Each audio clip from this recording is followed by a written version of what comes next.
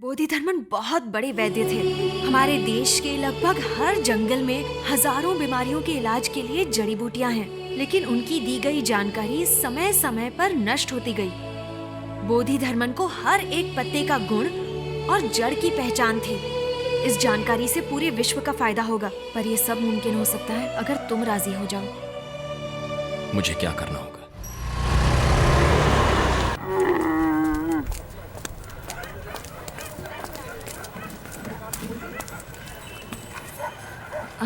अरविंद,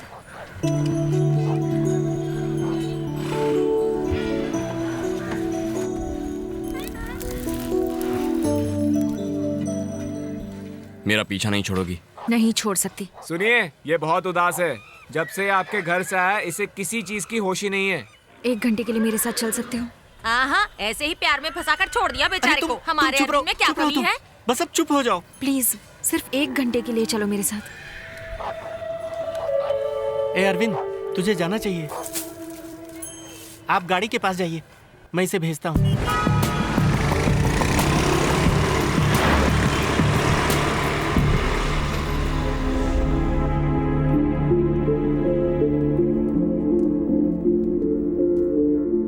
यहाँ क्यों लेकर आई हो? आओ बताती हूँ। यहाँ रखी हुई हर चीज के पीछे एक कहानी है। हम लोग इस देश के सच्चे नागरिक नहीं हैं। हजारों साल पहले इस देश को वीरता और सभ्यता जिन्होंने सिखाई थी, वही सच्चे नागरिक हैं।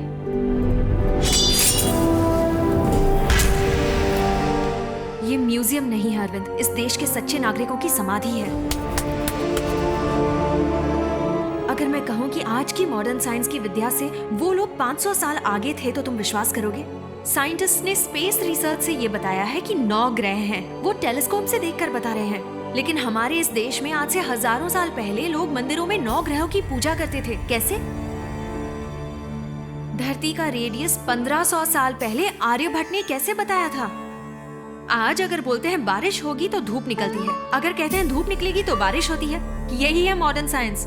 लेकिन 20 साल बाद आने वाले अमावस्या और पूर्णिमा के बारे में हम घर बैठे बैठे आज ही बता देते हैं। वो कैसे?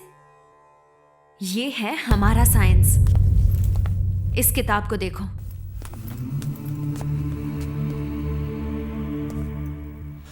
इस किताब का और मेरा कोई संबंध नहीं है, लेकिन तुम्हारा इस किताब के साथ संबंध है। पता है ये किताब किसने लिखी है?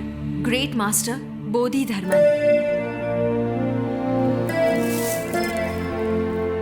एक भारतवासी, उन्हें दूसरा बुद्ध मानते थे।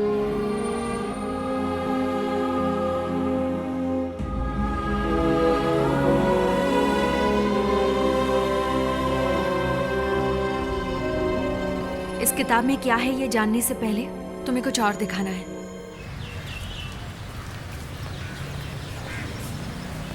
थैंक्स अरविंद। थैंक्स किस लिए? तुम इस रिसर्च के लिए राजी हुए इसलिए। आज जो मीटिंग होने वाली है वो 3 साल से मेरा सपना है। तो तुम 3 साल से कोशिश कर रही? 3 साल पहले तो मैंने अपना रिसर्च वर्क स्टार्ट किया था। बहुत रेफरेंसेस जमा करके थियोरी भी कर चुकी हूँ। अमेरिका, चाइना और कनाडा में थीसिस भी भेजी थी, पर कहीं से कोई रिस्पॉन्स नहीं आया। क्या तुम वो इंडिया में नहीं कर सकती? कर सकती हूँ, पर जिंदा इंसान की रिसर्च करने के लिए यहाँ की गवर्नमेंट की परमिशन चाहिए। इसलिए ये मीटिंग रखी है। आज सब बड़े साइंटिस्ट आए हैं, लेकिन मैं ही इस रिसर्च को डिटेल में एक्सप्लेन कर सकती हूँ। देखो, इस तरह के researches the American society of human genetics में कंडक्ट किए जाते हैं, क्योंकि ह्यूमन बीइंग्स पर रिसर्च कंडक्ट करने के लिए बहुत सारे लॉज इन्वॉल्व होते हैं। हाँ, थियोरेटिकली तुम्हारी रिसर्च बिल्कुल परफेक्ट है। Thank you.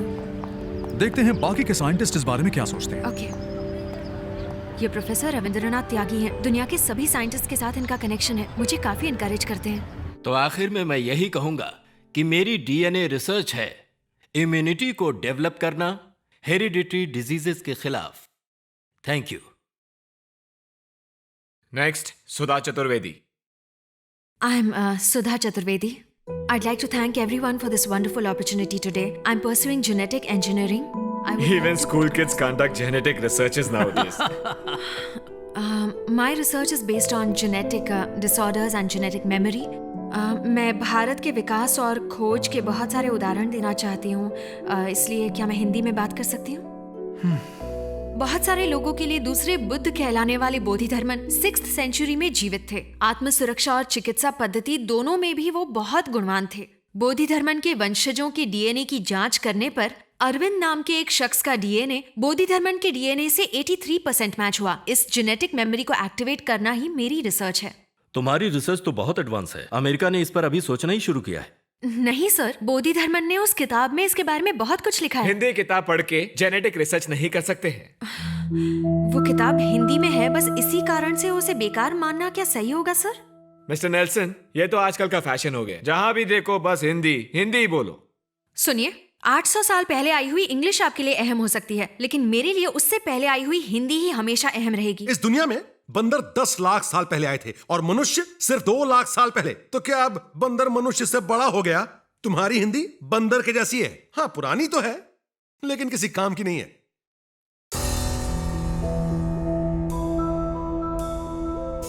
Sudha please. उन्होंने एक बार और हिंदी भाषा को बंदर कहा तो उनका मुंह तोड़ दूंगी। यहाँ सब लोग हिंदी जानते हैं, तो उस आदमी को हिंदी का मजाक उड़ाने की क्या जरूरत है? तेरे दादाजी का गांव तो अलीबाग था ना, तो जर्मनी में सेटल होने से तू हिंदी भूल गया क्या? सिर्फ इंग्लिश में बात करूं तो आप लोग विश्वास कर लोगे, लेकिन हिंदी में बोलूं तो मेरा मजाक उड़ाओगे। हम यंगस्टर्स का यहाँ कोई चांस ही नहीं है। रिजर्वेशन, रिकमेंडेशन, करप्शन, इसीलिए काबिल लोग विदेश जाकर काम करते हैं। पहले अंग्रेजों ने यहाँ आकर हमसे गुलामी करवाई, आज हम वहाँ जाकर उनकी गुलामी कर रहे हैं। दोनों में क्या फर्क है? इसलिए यंगस्टर्स को नहीं बुलाना चाहिए, मैंने पहले ही कहा था। ये लड़की क्या कहती है, मुंह तोड़ दूंगी।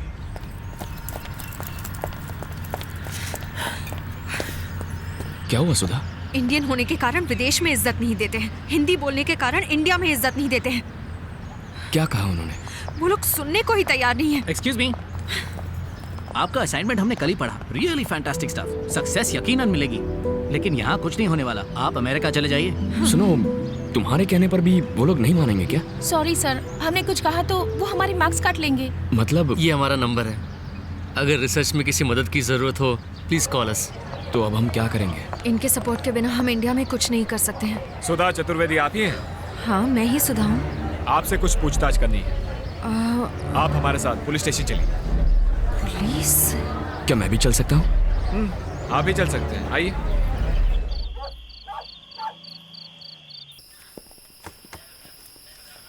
इसे पहचानती हैं आप? संतोष, ये तो मेरा पड़ोसी है, पर इसे यहाँ क्यों? इसने अपने बाप को मार दिया, गला काट के। ये हादसा हुआ है आपके दरवाजे के सामने। अब ये बार बार कह रहा है कोई चाइनीज आदमी आपको मारना चाहता है, पूछिए इससे। संतोष, दीदी, मैंने कुछ नहीं किया दीदी। कुछ आवाज सुनकर पिताजी गए। आपके दरवाजे का ताला कोई चाइनीज आदमी खोल रहा था। पिताजी ने उस चाइनीज आदमी से पूछा तो उसने पिताजी का गला काट दिया। मुझे लगता है वो आपको मारने आया था दीदी। बस यही बात दोहराया जा रहा है। रो मत बेटा, खाना खा लो। इन बच्चों को देखो, इन सबको कैंसर है। 7-8 साल के बच्चों को कैंसर हो गया। इनकी क्या गलती हो सकती है? इतनी सी उम्र में इन्होंने ऐसा कोई नशा भी नहीं किया कि इन्हें कैंसर हो जाए।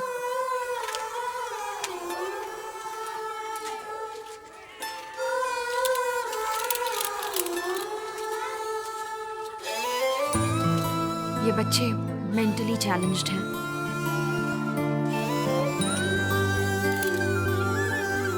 दूसरे सभी बच्चे खुशी से स्कूल जाते हैं, पर सिर्फ ये जीने के लिए संघर्ष कर रहे हैं। क्या वजह हो सकती है इसकी? जेनेटिक डिसऑर्डर, जो जन्म से ही होता है। एक इंसान का डीएनए ही उसकी बीमारी या उसकी काबिलियत दोनों तय करता है। हमारे शरीर के हर एक सेल में वो डीएनए होता है। अगर सिंपल शब्दों में कहूँ तो मुझे मेरे पूर्वजों से उनकी बीमारी या काबिलियत भी मिल सकती है, जैसे हार्ट अटैक, घुटनों का दर्द, डायबिटीज। इन बच्चों को हुई ये खतरनाक बीमारी, इन सब का कारण खानदानी डीएनए हो सकता है। ऐसी बीमारी जो खानदानी है, इसका इलाज हम डीएनए से ठीक कर सकते हैं। यही मेरी रिसर्च है। अरे हाँ, एक और खास बात, इस रिसर्च से गुणों और काबिलियत को भी आसानी से वापस लाया जा सकता है। एक चित्रकार और एक वीर पुरुष के वंशजों के डीएनए में वो काबिलियत अभी भी होगी। उस डीएनए को ट्रिगर करके हम उस काबिलियत को वापस ला सकते हैं। इसी के बारे में बोधि धर्मन ने 1600 साल पहले उस किताब में लिखा है। 1600 साल पहले लिखी किताब में डीएनए रिसर्च के बारे में लिखा है। पता है, इन सबको हमें भगवान नहीं मानकर एक साइंटिस्ट मानना चाहिए। अभी 2 साल पहले की बात है, एक रिसर्च ऑर्गेनाइजेशन ने बोधिधर्मन के कब्र की खुदाई की। ये देखो, कब्र से मिले बोधिधर्मन के स्केलेटन, बाल और दांतों से रिसर्चर्स को उनके डीएनए का सैंपल मिला। ये मैंने इंटरनेट पर देखा था।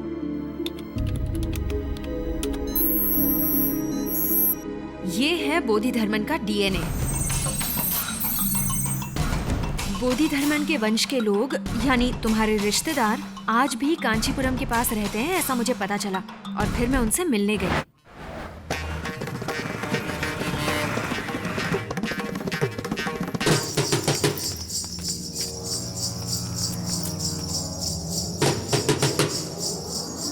बोधिधर्मन का डीएनए पैटर्न तुम्हारे किसी रिश्तेदार से मैच करेगा, ये सोचकर मैंने उन सब का ब्लड टेस्ट किया।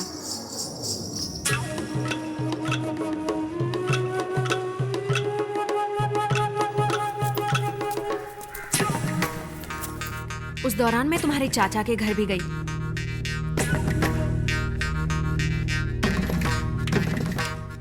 पर वहां कुछ देखकर मैं हैरान हो गई।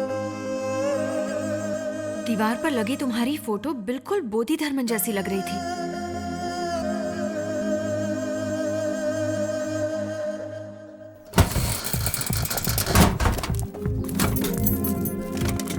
फिर तुम्हारे एक हेयर ब्रश से मुझे तुम्हारे कुछ बाल मिले।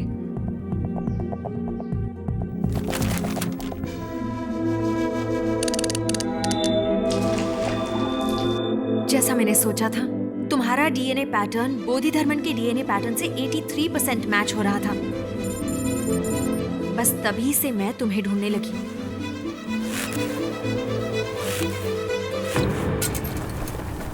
सर्कस में चोट लगने से जब तुम्हें हॉस्पिटल में भर्ती किया गया, तो मेरी रिसर्च की सारी जरूरत की चीजें मैंने डॉक्टर से ले ली।